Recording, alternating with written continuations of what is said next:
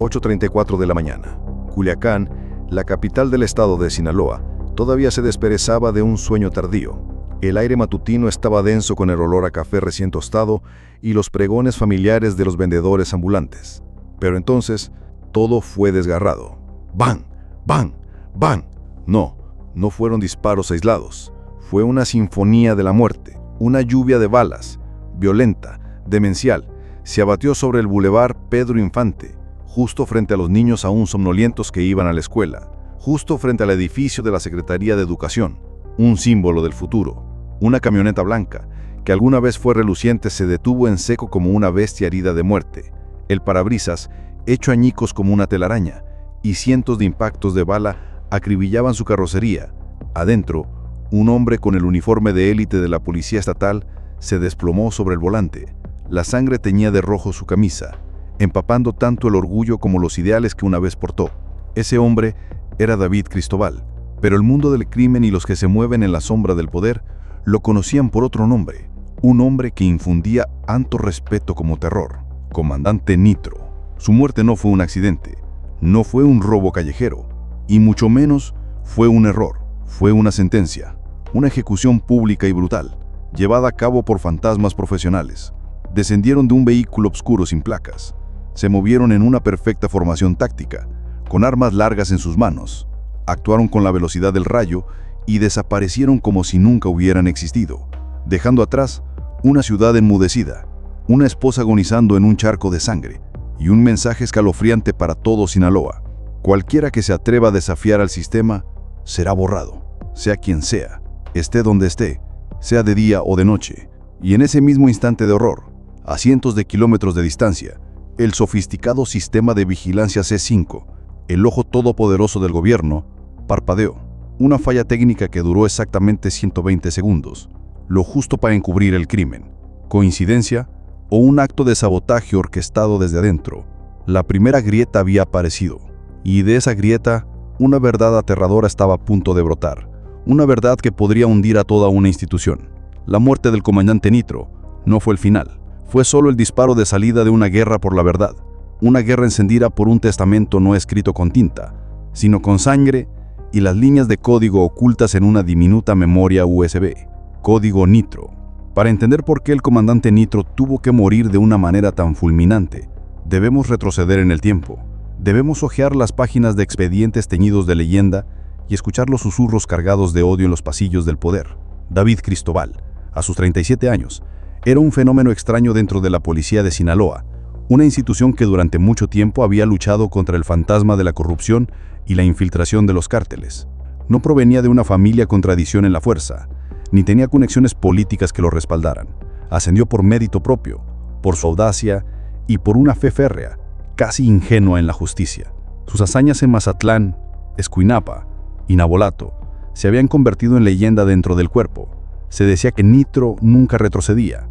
Cuando otras unidades dudaban, su equipo de élite se lanzaba de cabeza. Había desmantelado redes de trata de personas, destruido narcolaboratorios ocultos en la sierra y se había enfrentado cara a cara con los sicarios más notorios. Su apodo, Nitro, nació de ahí, no solo por la explosividad de sus acciones, sino por su capacidad para detonar casos que parecían congelados, revelando verdades que muchos querían mantener enterradas. Él representaba una nueva generación de oficiales, jóvenes, bien entrenados y con el ideal de limpiar la institución. No aceptaban las reglas del juego no escritas, no aceptaban los apretones de manos clandestinos ni las cuotas para ignorar a los criminales. Este mismo ideal lo convirtió en una espina clavada en el ojo de muchos, no solo de los capos de los cárteles, sino de los que vestían uniforme, de los que se sentaban en oficinas con aire acondicionado, de los que tenían intereses en el bajo mundo. Nitro les incomodaba porque su existencia era un recordatorio de su propia depravación. Y entonces, un mes antes de ser asesinado, ocurrió un evento extraño. El comandante Nitro, en la cima de su carrera, regresó abruptamente a Culiacán. Se movía solo, sin escoltas, sin ostentación. Vivía como un fantasma en la misma ciudad que una vez protegió. Y luego, presentó una solicitud que sacudía a todo el cuartel general. Su renuncia voluntaria a la unidad táctica. ¿Por qué? Porque un guerrero querría abandonar el campo de batalla en la cima de su poder. Nadie se atrevió a preguntar directamente. Sus superiores, quienes probablemente soltaron un suspiro de alivio, la aprobaron rápidamente. Lo vieron como una rendición, pero estaban equivocados. Ahora en retrospectiva se entiende. No fue una retirada, fue una última advertencia. Nitro sabía que estaba caminando sobre hielo delgado. Sabía que el enemigo no solo estaba afuera, sino también a su lado, e incluso por encima de él.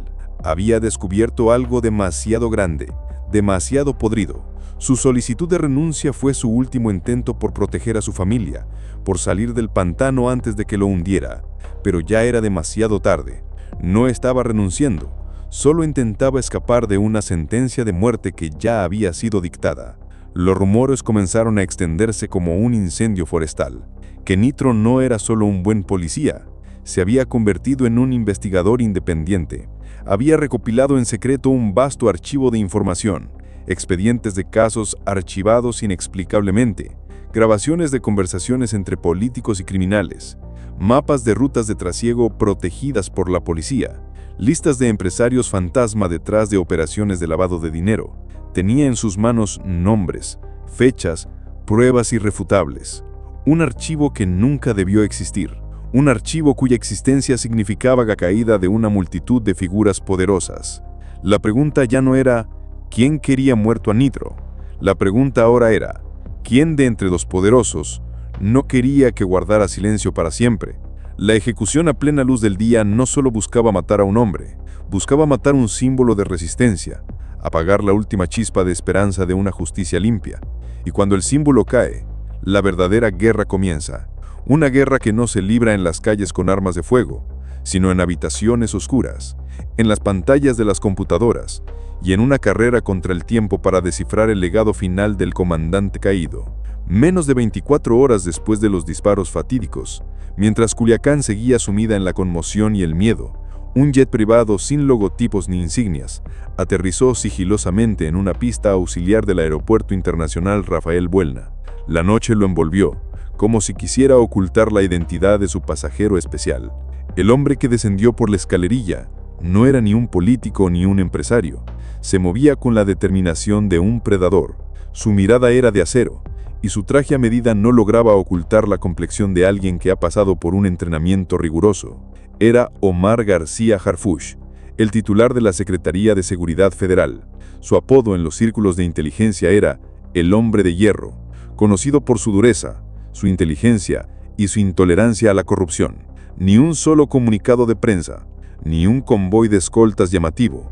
El viaje de Harfuch era un secreto absoluto.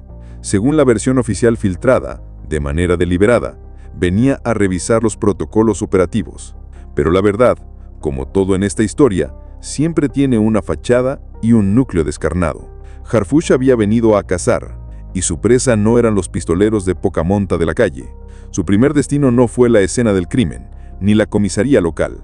Se dirigió directamente al corazón del sistema de vigilancia de Sinaloa, el Centro de Comando, Control, Cómputo, Comunicaciones y Contacto Ciudadano, C5, un lugar conocido como el Ojo de Dios, con miles de cámaras cubriendo todo el estado, una fortaleza tecnológica que se suponía inexpugnable. Dentro de la sala de control principal, la tensión era palpable. Harfuch, de pie en medio de paredes cubiertas de monitores, ordenó a los técnicos que recuperaran todas las grabaciones de las cámaras alrededor del Boulevard Pedro Infante en el momento del ataque, y entonces, lo increíble se materializó ante sus ojos. En docenas de pantallas, la línea de tiempo corría con normalidad. 8:33 am, el tráfico era denso. 8:33 en punto, todo en calma. Pero entonces, a las 8:33:50, 10 segundos antes de que sonara el primer disparo, 12 de las cámaras más estratégicas, aquellas con el ángulo más claro hacia el vehículo de Nitro, se apagaron simultáneamente. La pantalla solo mostraba un mensaje frío: No signal. La señal no regresó hasta las 8:35:50, exactamente 120 segundos después. Cuando la imagen volvió, todo había terminado. La camioneta blanca estaba destrozada, y la tragedia se había consumado. Harfuch entrecerró los ojos. Revisen la bitácora del sistema. ¿Hay algún reporte de falla eléctrica o de un ataque cibernético externo? Un técnico jefe, con la frente perlada de sudor, respondió con voz temblorosa. Señor, no hay nada. La bitácora está completamente limpia. No hubo cortes de energía, ni señales de intrusión externa, ni daños físicos a los equipos. Es como si alguien hubiera accionado un interruptor y las hubiera apagado. Desde adentro, la voz de Harfuch era gélida. El silencio se apoderó de la sala. Alguien había apagado el ojo de Dios, y ese alguien tenía que tener acceso a las entrañas del sistema. Pero el mayor shock estaba aún por llegar.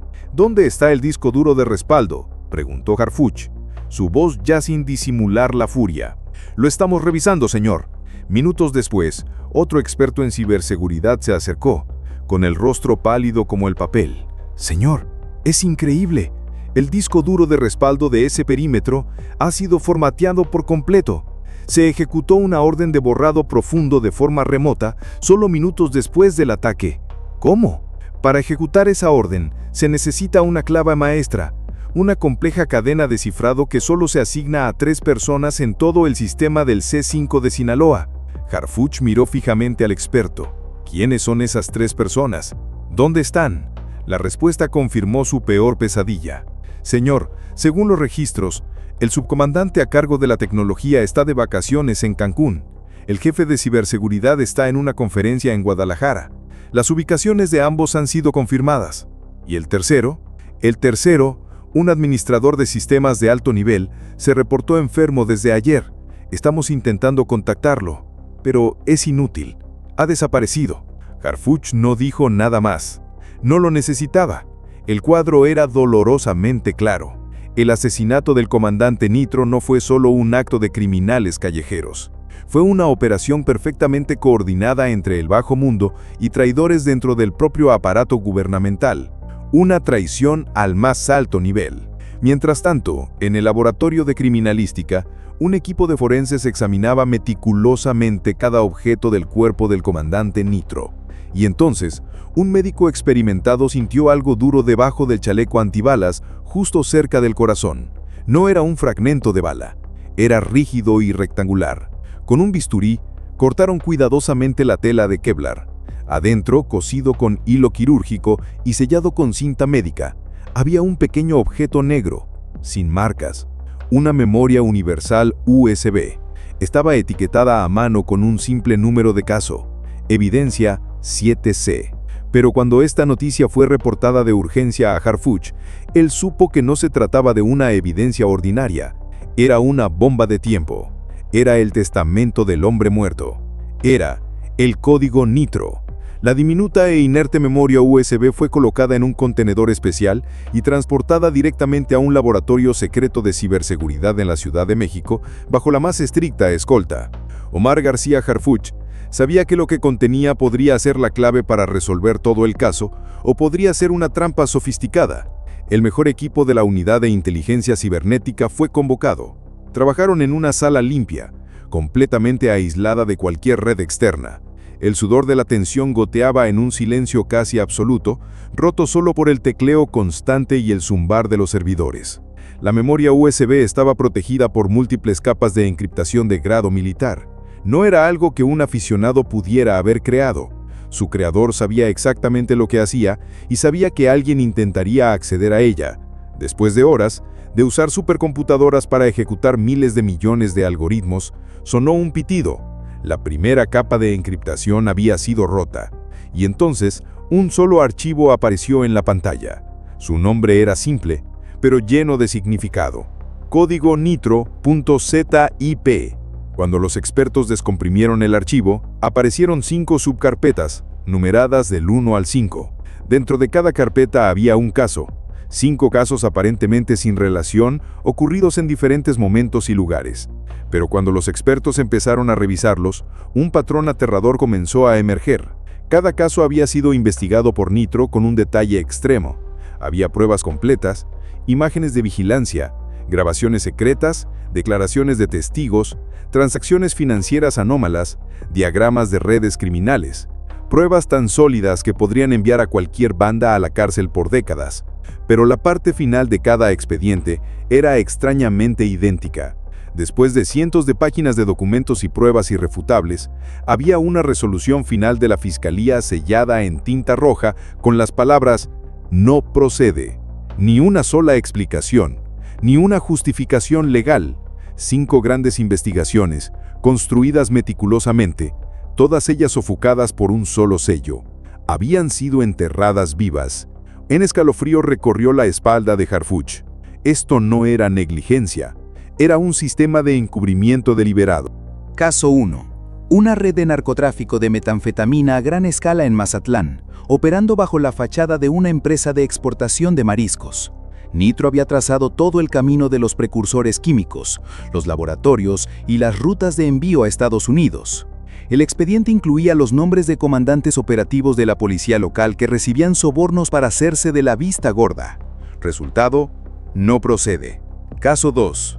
Una red de lavado de dinero a través de proyectos de desarrollo inmobiliario en Escuinapa. El dinero sucio de los cárteles se limpiaba a través de empresas fantasmas, con la ayuda de funcionarios de planificación urbana y directores de bancos. Se aludía claramente a los nombres de varios empresarios y políticos locales prominentes. Resultado: no procede. Caso 3. Involucraba a un grupo de agentes federales corruptos que organizaban falsos arrestos para robar drogas a bandas más pequeñas y luego venderlas a cárteles más grandes. Nitro tenía grabaciones de sus negociaciones. Resultado: no procede. Caso 4. Una investigación sobre cargamentos de armas pesadas que entraban a Sinaloa por el puerto de Mazatlán, ocultos en contenedores de mercancías. El expediente señalaba la colusión de funcionarios de aduanas y una empresa de seguridad privada. Resultado: no procede. Este era el caso más impactante. No estaba directamente relacionado con las drogas, sino con una red de corrupción política. Detallaba cómo los fondos públicos para programas sociales habían sido desviados a través de contratos fraudulentos, otorgados a empresas propiedad de familiares de altos funcionarios del gobierno estatal. Y en este quinto caso, Harfuch encontró algo que le heló la sangre. Era un memorando interno. Junto a la firma de un funcionario judicial de muy alto nivel, había una nota manuscrita, garabateada pero llena de poder. Instrucción directa, no insistir. Esas 2 palabras, instrucción directa, lo explicaban todo. No era la decisión de un fiscal de bajo nivel, era una orden que venía de la cima de la pirámide. Harfuch se quedó de pie, en silencio, frente a la pantalla. Ahora lo entendía. Nitro no estaba simplemente recopilando pruebas, estaba construyendo un caso contra todo un sistema podrido desde adentro. Su renuncia no fue para huir, sino quizás para prepararse para su movimiento final, sacar esta bomba a la luz. Estaba preparando una denuncia interna, o, tal vez, intentaba negociar una salida segura para él y su familia, con este USB como póliza de seguro. Pero alguien lo sabía. Alguien sabía de la existencia del código Nitro, y sabían que si su contenido salía a la luz, sería el fin del mundo para ellos. La gravedad del asunto no residía solo en lo que revelaba el USB, residía en la pregunta más aterradora. ¿Quién permitió que estos monstruos anduvieran libres? ¿Quién enterró vivos estos casos? Cuando la ley deja de ser un escudo para el pueblo y se convierte en una herramienta para encubrir el crimen, ya no hay justicia. Solo existe la administración del silencio. Y una nueva pregunta, una que nadie se atrevía a responder, resonó en la mente de Harfuch. ¿Cuántos otros códigos Nitro han sido borrados por completo sin dejar el más mínimo rastro? ¿Estamos ante unas pocas manzanas podridas o estamos viendo el verdadero rostro de un sistema diseñado para recompensar el olvido y castigar a quienes se atreven a buscar la verdad? A veces, el enemigo más peligroso no es el que te apunta con un arma. Es el que está a tu lado, sonriendo y dándote una palmada en la espalda, mientras con la otra mano firma en silencio tu sentencia de muerte. Mientras los medios de comunicación seguían hirviendo con teorías de comandos armados y fallas en el sistema C5, la investigación de Omar García Harfuch había tomado un rumbo diferente, silencioso, pero mucho más agresivo. Ya no buscaba pistoleros, buscaba fantasmas. Su equipo comenzó un rastreo cruzado, comparando los nombres y firmas que aparecían en el código Nitro con los registros de personal y los datos de inteligencia. 3 nombres aparecían repetidamente, 3 firmas en las decisiones de no procede o en informes clave que habían sido alterados. 3 eslabones cruciales en la cadena de encubrimiento. Y cuando comenzaron a buscar estos 3 hombres, se reveló una verdad espantosa. Los 3 habían desaparecido del mapa. El primer fantasma, un comandante administrativo llamado Miguel Rojas, que había trabajado en la Fiscalía Regional de Mazatlán. Su firma estaba en al menos 2 de las resoluciones de no procede en los casos de Nitro. Cuando el equipo de Harfuch lo buscó, descubrieron que Rojas había sido reportado como fallecido en un catastrófico accidente de coche, ocurrido apenas una semana antes del asesinato de Nitro. Según el informe oficial, su vehículo perdió el control y se despeñó por un profundo barranco en la remota Sierra de Concordia, sin testigos. Sin autopsia pública. El cuerpo fue identificado por sus documentos y la familia solicitó la cremación inmediata por razones personales. Todo se resolvió de una manera sospechosamente rápida y perfecta. El segundo fantasma, un ex analista de inteligencia de la Policía Estatal llamado Javier Soto. Soto era un experto en seguimiento y datos, alguien que probablemente ayudó a falsificar los informes iniciales. Su familia en Culiacán lo había reportado como desaparecido el 2 de julio, justo después de que Nitro presentara su renuncia. Soto se desvaneció sin dejar rastro. Su apartamento no mostraba signos de entrada forzada. Su teléfono, computadora y vehículo estaban intactos, pero anormalmente limpios, como si alguien hubiera borrado todos los datos. El nombre de Javier Soto, sin embargo, estaba subrayado en tinta roja en un documento del Caso 4 en el USB de Nitro. El tercer fantasma, este era el caso más extraño. El hombre era Luis A., un ex coordinador de operaciones en la zona norte de Sinaloa. A diferencia de los otros dos, Luis A. no estaba muerto ni desaparecido. Según los registros internos, estaba disfrutando de unas largas vacaciones. Pero Harfuch, que nunca creía en las coincidencias, sintió que algo andaba mal. Unas vacaciones justo después de que 2 colegas implicados en los mismos casos sensibles desaparecieran. Harfuch activó un protocolo de seguimiento secreto. Usando fuentes de inteligencia y tecnología de vigilancia por satélite, después de 36 tensas horas, su equipo local localizó a Luis A. No estaba en un lujoso resort, estaba en una casa fortificada, con altos muros, en una zona aislada cerca de El Dorado, y la casa estaba custodiada por elementos armados que no pertenecían a la policía. No era un lugar de vacaciones, era una prisión disfrazada o una guarida. Se llevó a cabo una redada relámpago. Luis A. fue detenido sin apenas resistencia. El interrogatorio tuvo lugar inmediatamente después, en una sala segura. Al principio Luis A. guardó silencio, con la mirada vacía y aterrorizada. Pero cuando Harfuch colocó el USB de Nitro sobre la mesa, entre él y Luis A., el muro de defensa del hombre se derrumbó. Con voz temblorosa y entrecortada, Luis A. confesó lo impensable. Su testimonio cambió por completo el curso del caso. Según Luis A., el comandante Nitro no solo investigaba por su cuenta, había encontrado un contacto en quien creía poder confiar, el propio Omar García Harfuch. Nitro había planeado el movimiento más audaz de su carrera, entregar personalmente el USB original a Harfuch. Se había concertado una reunión secreta para las 18 horas del 1 de julio en un café neutral en las afueras de Culiacán. Pero alguien del círculo más cercano de Nitro, alguien en quien confiaba ciegamente, lo traicionó. La información sobre la reunión se filtró. La reunión fue cancelada en el último minuto. Nitro recibió un breve mensaje de advertencia y desapareció. 48 horas después, fue ejecutado en el Boulevard Pedro Infante. Para probar sus palabras, Luis A. entregó la prueba definitiva, un viejo teléfono móvil, de los que ya no se usan. Dentro, había una única grabación de audio guardada. Era una llamada que Luis A. había recibido días antes del atentado. Harfuch presionó play. La sala se sumió en silencio. Una voz sonó desde el pequeño altavoz, una voz fría, seca y autoritaria. La voz, supuestamente de un coordinador estatal, una figura que todavía estaba en servicio activo. Hay que limpiar todo lo que queda en Culiacán. Nadie debe hablar, nadie debe filtrar. No se mencionó ningún nombre, pero el contexto era inequívoco. Limpiar era un eufemismo mortal. Todo lo que queda se refería a los eslabones sueltos como Rojas, Soto y el propio Luis A., y lo más importante, se refería al objetivo principal, el comandante Nitro. El velo de misterio se había levantado. Nitro no fue eliminado por lo que había hecho, fue eliminado por lo que estaba a punto de hacer. Se había acercado demasiado al sol y sus alas de cera fueron quemadas por aquellos que se suponía debían protegerlo. Esta historia ya no era simplemente sobre corrupción, era sobre traición sistémica. Un sistema donde la lealtad se compra con dinero y silencio, donde la cadena de mando se rompe por miedo o conveniencia. Y la pregunta más alarmante resonó de nuevo. Si un comandante élite, alguien con acceso a la verdad como Nitro, pudo ser silenciado tan despiadadamente, ¿cuántos otros oficiales de bajo rango están caminando sobre hierro delgado sin saberlo? Y si el crimen no opera desde las sombras, sino desde los escritorios de los edificios gubernamentales, firmando documentos y dando órdenes que deciden la vida y la muerte. La muerte de Nitro no fue un caso. Fue el síntoma de un cáncer que había hecho metástasis en la médula misma de la institución. Amanecer del 13 de julio.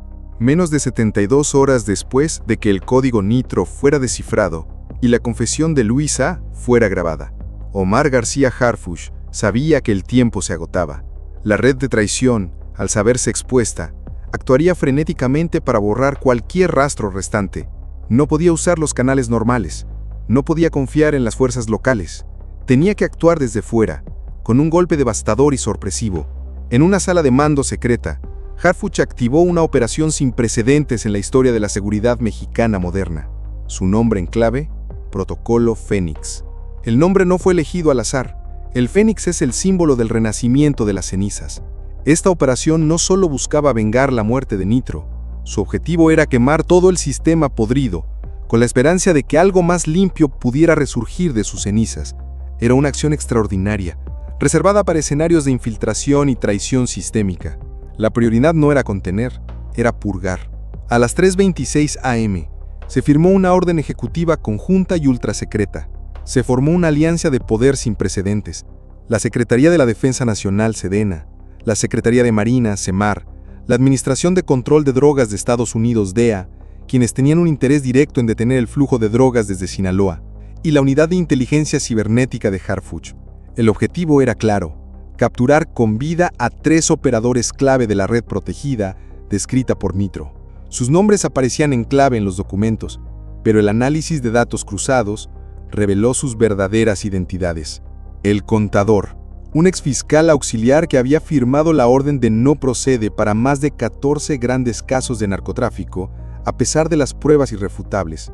El Rutero, un comandante de la Policía de Tránsito Estatal que alteraba deliberadamente las bitácoras de las patrullas y desactivaba el GPS para crear corredores seguros durante la noche para los convoyes de contrabando. Y el Tiburón, un empresario de apariencia respetable, con múltiples concesiones en el puerto de Mazatlán. Su empresa era la fachada para mover cientos de contenedores con armas y productos químicos sin inspección aduanera desde 2022.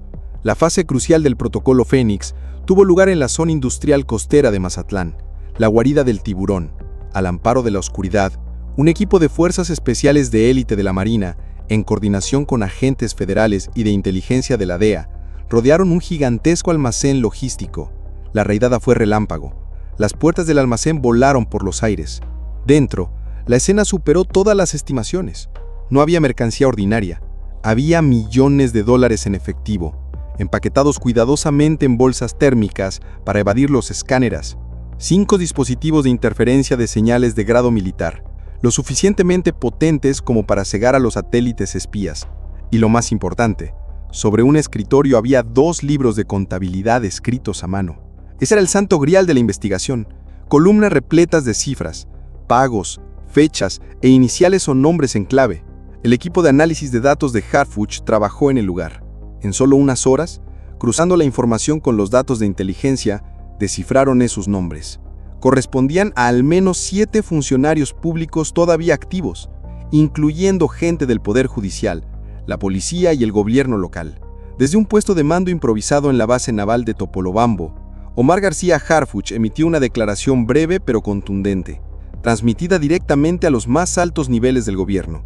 Este no es un caso aislado, es una red de silencio institucional, y a partir de este momento, no toleraremos ni un solo eslabón más encubierto.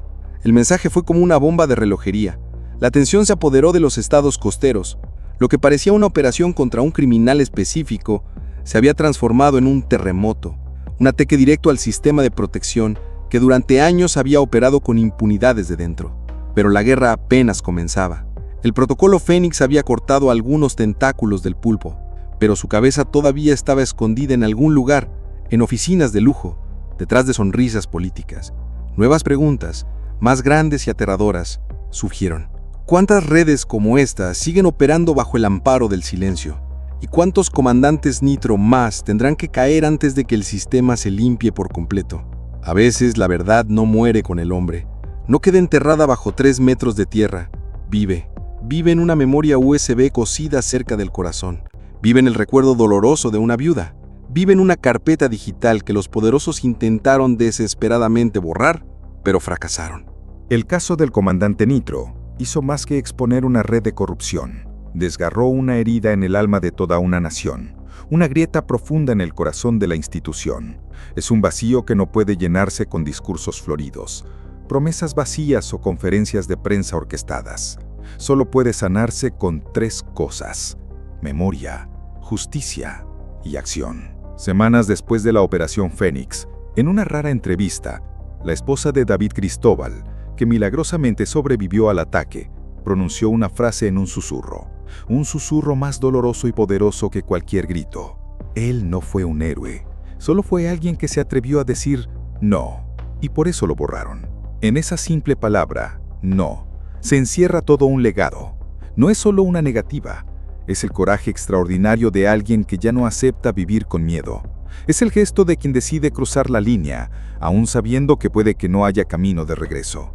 Ese era Nitro, un hombre que no buscaba la gloria, pero que se negó rotundamente a guardar silencio ante el mal.